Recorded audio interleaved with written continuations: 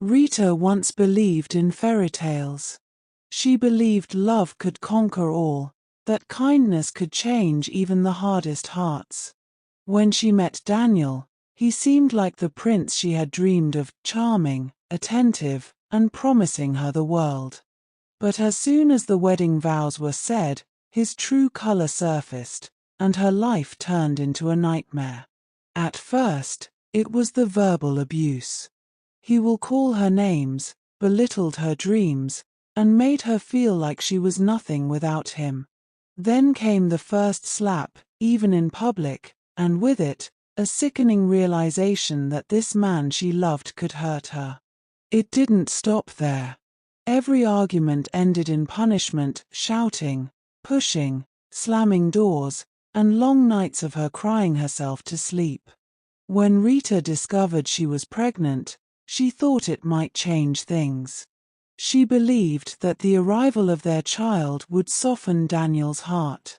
But it only made things worse. "This is your fault," he screamed when she told him the news. "Another mouth to feed. You're so selfish." As her belly grew, so did his anger. He used her pregnancy as an excuse to hurt her even more. He hit her when she couldn't clean fast enough. He locked her out of the house on cold, rainy nights, forcing her to huddle on the porch, clutching her swollen belly for warmth. Sometimes, he made her sleep on the floor as punishment for being lazy, while he sleeps comfortably on the bed. One night, Rita accidentally spilled a glass of water while setting the table. Daniel erupted in fury. "You can't even do something as simple as this," he shouted. He grabbed her arm, twisting it, and forced her to stand in the corner of the living room. "You'll stand there all night. Maybe then you'll learn to be useful." Her legs ached, her back throbbed, and her baby kicked wildly inside her as if sharing her distress. Hours passed. Rita leaned against the wall for support, tears streaming silently down her face. When she begged to sit, Daniel snarled, "If you move, it'll be worse." The abuse continued even as her due date approached. One evening, after a particularly violent argument, he threw her to the floor, her stomach hitting the edge of a chair. She cried out in pain, fearing for her unborn baby, but Daniel didn't stop. He stormed out of the house, leaving her sobbing on the cold tiles. The night she went into labor, Daniel was drunk and furious over something trivial. She doubled over in pain, begging him to take her to the hospital. "Deal with it yourself," he sneered, slamming the door as he left her alone. Desperate and terrified, she called a cab. The driver helped her into the hospital, where she delivered a beautiful baby girl, Grace, completely alone. But even Grace's arrival didn't soften Daniel. When he saw the baby, his rage boiled over. "This is what you've ruined my life for," he spat, refusing to even hold his daughter. The abuse extended to the baby. He shouts when she cries, and blames Rita for every sleepless night. Whenever he is like that, Rita dares not attend to the baby even to breastfeed her. One day, as the baby cried uncontrollably, Daniel became furious and commanded Rita to let the baby cry herself to sleep. Rita immediately knelt before him, crying and begging to breastfeed her child as her breasts was becoming too tender and painful. One evening, as Daniel screamed at Rita, his fists clenched, Grace began to wail in her crib.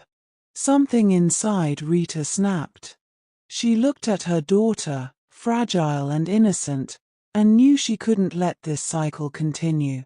"Leaving this hellhole of a marriage is the only way to keep you alive," she whispered to her child. For Grace, she had to be strong. That night, while Daniel lay passed out on the couch, Rita quietly packed a small bag. She wrapped Grace in a blanket, her hands trembling as she tiptoed to the door. With her heart pounding, she slipped into the night, carrying her baby and the weight of her shattered past. She found refuge at a women's shelter, where kind strangers gave her the support she had long been denied. The staff helped her file for a restraining order, and over time, she began to rebuild her life. It wasn't easy. The trauma lingered, and there were days when fear and doubt crept in. But every time she looked at Grace, she found the strength to keep going. In a tiny apartment filled with second-hand furniture and hope, she began anew. Months later, as Grace took her first wobbly steps, Rita realized she had done it. She had broken free. The scars of her past would always remain, but they were now a testament to her strength. Slowly, Rita began to rebuild her shattered life. It wasn't easy, starting over never is, but she poured her heart into creating a safe, loving home for her daughter, far removed from the shadows of her past. Rita found strength in the small victories, watching Grace take her first steps, hearing her first words, and seeing her smile in a world now filled with peace and love. For the first time in years, Rita felt free. She worked tirelessly to provide for her daughter, refusing to let the scars of her past define her future. But just as life began to settle, Daniel reappeared.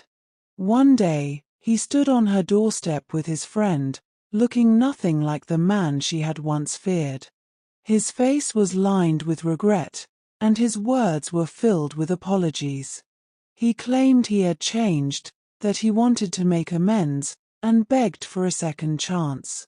Rita listened, her heart conflicted. She had loved him once, and a small part of her wanted to believe he could change. But as she looked at Grace, who clung to her body with innocent eyes, the memories of those dark days resurfaced, the nights of punishment, the cruel words, and the fear she vowed her daughter would never know.